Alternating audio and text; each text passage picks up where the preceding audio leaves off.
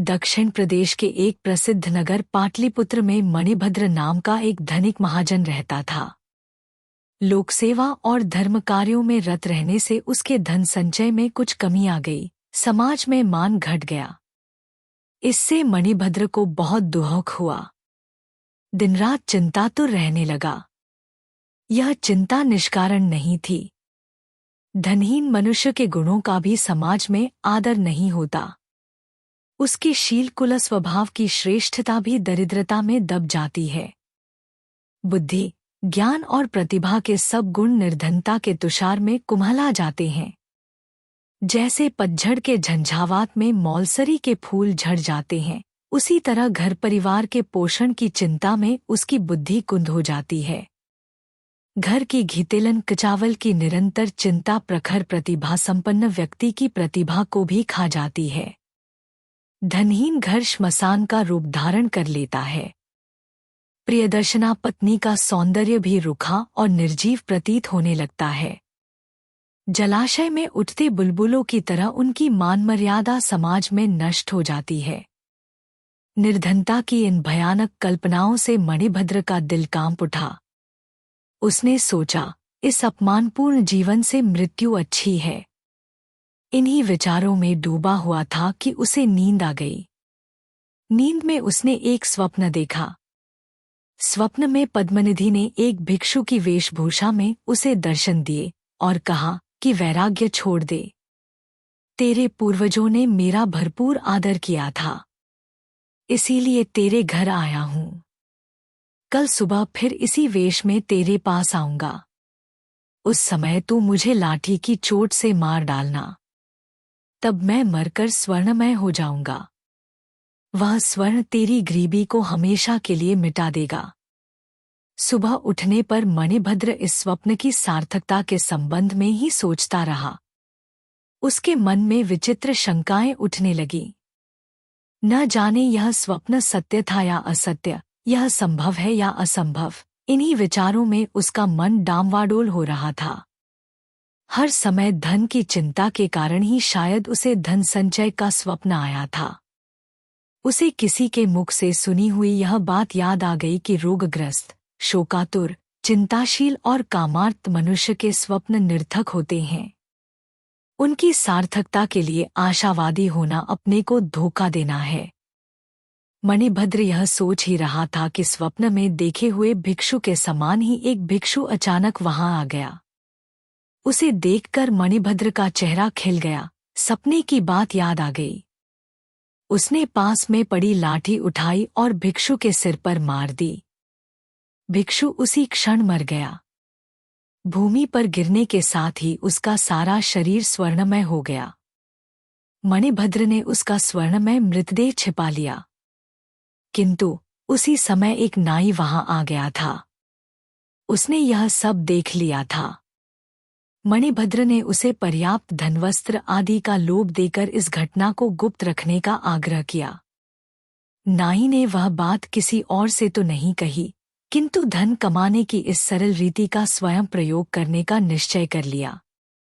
उसने सोचा, यदि एक भिक्षु लाठी से चोट खाकर स्वर्णमय हो सकता है तो दूसरा क्यों नहीं हो सकता। मन ही मन ठान ली कि वह भी कल सुबह कई भिक्षुओं को स्वर्णमय बनाकर एक ही दिन में मणिभद्र की तरह श्री संपन्न हो जाएगा। इसी आशा से वह रात भर सुबह होने की प्रतीक्षा करता रहा, एक पल भी नींद नहीं ली। सुबह उठकर वह भिक्षुओं की खोज में निकला। पास ही एक भिक्षुओं का मंदिर था। मंदिर की 3 परिक्रमाएं करने और अपनी मनोरथ सिद्धि के लिए भगवान बुद्ध से वरदान मांगने के बाद वह मंदिर के प्रधान भिक्षु के पास गया, उसके चरणों का स्पर्श किया और उचित वंदना के बाद यह विनम्र निवेदन किया कि आज की भिक्षा के लिए आप समस्त भिक्षुओं समेत मेरे द्वार पर पधारें। प्रधान भिक्षु ने नाई से कहा, तुम शायद हमारी भिक्षा के नियमों से परिचित नहीं हो।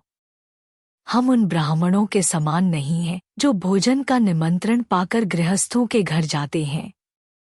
हम भिक्षु हैं जो यथेच्छा से घूमते घूमते किसी भी भक्त श्रावक के घर चले जाते हैं और वहां उतना ही भोजन करते हैं जितना प्राण धारण करने मात्र के लिए पर्याप्त हो। अतः हमें निमंत्रण न दो। अपने घर जाओ, हम किसी भी दिन तुम्हारे द्वार पर अचानक आ जाएंगे। नाई को प्रधान भिक्षु की बात से कुछ निराशा हुई, किंतु उसने नई युक्ति से काम लिया। वह बोला, मैं आपके नियमों से परिचित हूँ, किंतु मैं आपको भिक्षा के लिए नहीं बुला रहा। मेरा उद्देश्य तो आपको पुस्तक लेखन की सामग्री देना है। इस महान कार्य की सिद्धि आपके आए बिना नहीं होगी। प्रधान भिक्षु नाई की बात मान गया। नाई ने जल्दी से घर की राह ली। वहां जाकर उसने लाठियां तैयार कर लीं और उन्हें दरवाजे के पास रख दिया। तैयारी पूरी हो जाने पर वह फिर भिक्षुओं के पास गया और उन्हें अपने घर की ओर ले चला। भिक्षुवर्ग भी धन वस्त्र के लालच से उसके पीछे पीछे चलने लगा। भिक्षुओं के मन में भी तृष्णा का निवास रहता ही है।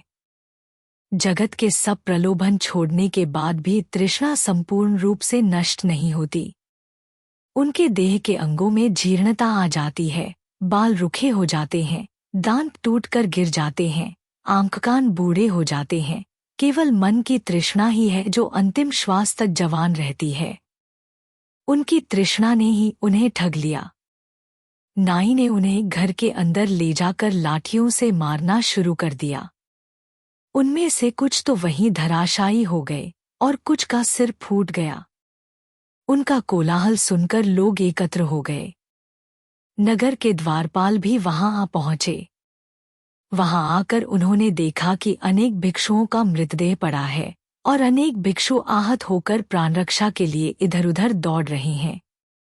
नाई से जब इस रक्तपात का कारण पूछा गया तो उसने मणिभद्र के घर में आहत भिक्षु के स्वर्णमय हो जाने की बात बतलाते हुए कहा कि वह भी शीघ्र स्वर्ण संचय करना चाहता था। नाई के मुख से यह बात सुनने के बाद राज्य के अधिकारियों ने मणिभद्र को बुलाया और पूछा कि क्या तुमने किसी भिक्षु की हत्या की है? मणिभद्र ने अपने स्वप्न की कहानी आरंभ से लेकर अंत तक सुना दी। राज्य के धर्माधिकारियों ने उस नाई को मृत्युदंड की आज्ञा दी और कहा, ऐसे कुपरीक्षितकारी, बिना सोचे काम करने वाले के लिए यही दंड उचित था। मनुष्य को उचित है कि वह अच्छी तरह देखे, जाने, सुने और उचित परीक्षा किए बिना कोई भी कार्य न करे, अन्यथा उसका वही परिणाम होता है जो इस कहानी के नाई का हुआ। सीख, अच्छी तरह देखे, जाने, सुने और उचित परीक्षा किए बिना कोई भी कार्य न करो।